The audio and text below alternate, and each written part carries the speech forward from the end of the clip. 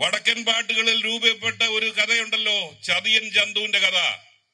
അതിനുശേഷം കേരള ചരിത്രത്തിലെ ഏറ്റവും വലിയ ചതിയൻ ജന്തുവായി പിണറായി വിജയൻ മാറിയിരിക്കുന്നു എന്നുള്ളതാണ് ഈ സംഭവത്തിൽ ചൂണ്ടിക്കാണിക്കാനുള്ളത്. 2023 ഫെബ്രുവരി അവസാനത്തെ ദിവസം സംസ്ഥാനത്തിന്റെ ഫിഷറീസ് വകുപ്പ് സെക്രട്ടറി ഒരു കത്തയച്ചു, കടൽമൺ ഖനനം പാടില്ല എന്ന് പറഞ്ഞുകൊണ്ട്. ഉള്ള പറയണോ? ആ കത്തയച്ചതല്ലാതെ അതിനുശേഷം നിയമമായി പാർലമെന്റിൽ വന്നു, നിയമമായി ബിജെപിയുടെ മൃഗീയ ഭൂരിപക്ഷം കൊണ്ട് നിയമം ചർച്ച പോലും ചെയ്യാതെ നിയമം പാസാക്കി. അതിനുശേഷം കടൽ മണലിന്റെ ടെൻഡർ നടന്നു.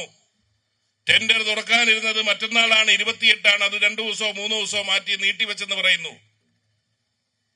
ഒരു കത്ത് ഈ ഗവൺമെന്റ് അയച്ചോ? അതിനുശേഷം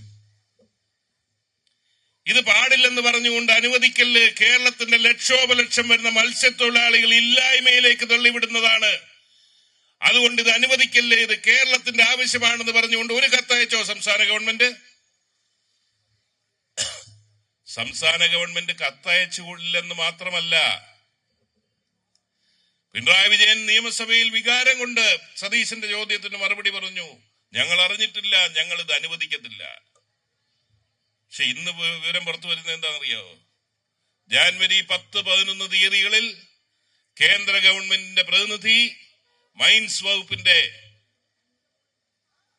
ഖനന വകുപ്പിന്റെ സെക്രട്ടറി തിരുവനന്തപുരത്ത് വന്നൊരു മീറ്റിംഗ് വിളിച്ചു. സംസ്ഥാന ഗവൺമെന്റ് പ്രതിനിധികൾ പങ്കെടുത്തു. ഇവിടുത്തെ വിവിധ പൊതുമേഖലാ സ്ഥാപനങ്ങളുടെ പ്രതിനിധികൾ പങ്കെടുത്തു. അതിനുശേഷം പിറ്റേ ദിവസം 11 തീയതി കൊച്ചിയിൽ പോയി റോഡ് ഷോ നടത്തി. മൈൻ സെക്രട്ടറിയുടെ നേതൃത്വത്തിൽ കടൽ മണൽ ഖനനത്തിന് വേണ്ടിയുള്ള റോഡ് ഷോ നടത്തി. ആ റോഡ് ഷോയിൽ വ്യവസായ വകുപ്പ് സെക്രട്ടറി മുഹമ്മദ് അനീഷ് പങ്കെടുത്തു. മുഹമ്മദ് അനീഷ് പങ്കെടുത്തിട്ട് പറഞ്ഞെന്തോന്നറിയാവോ?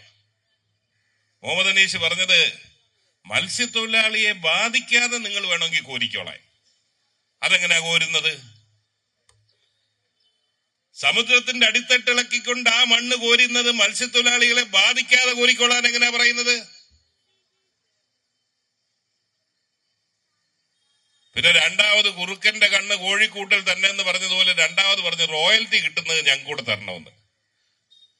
ഈ കടൽമണൽ ഖനനം ചെയ്ത് കിട്ടുന്ന റോയൽറ്റി ഞങ്ങൾക്കൂടെ തരണമെന്ന് പറയുമ്പോൾ നിങ്ങൾ ഖനനം ചെയ്തോ, പണം ഞങ്ങൾക്കൂടെ തരണമെന്നല്ലേ അർത്ഥം?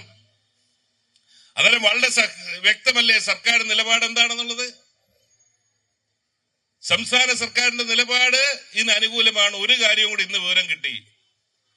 ഈ കേന്ദ്ര ഖനന വകുപ്പ് സെക്രട്ടറി വന്ന് തിരുവനന്തപുരത്ത് 10 തീയതിയും 11 തീയതിയുമായി റോഡ് ഷോ, ഇതിന് അനുകൂലമായി റോഡ് ഷോ നടത്തിയതിന്റെ ചെലവ് വഹിക്കുന്നത് സംസ്ഥാന ഗവൺമെന്റ് കീഴിലുള്ള പൊതുമേഖലാ സ്ഥാപനങ്ങളാണ്. ഒരെണ്ണത്തിന്റെ വിവരം എനിക്ക് കിട്ടി, അതിന്റെ കത്തെനിക്ക് കിട്ടി. 2 ലക്ഷം രൂപയാണ് ചവറയിൽ പ്രവർത്തിക്കുന്ന KMML എന്ന് പറയുന്ന സ്ഥാപനം ഇത് നടത്തുന്നതിന്റെ ചെലവായി കൊടുക്കാൻ തീരുമാനിച്ചിരിക്കുന്നത്.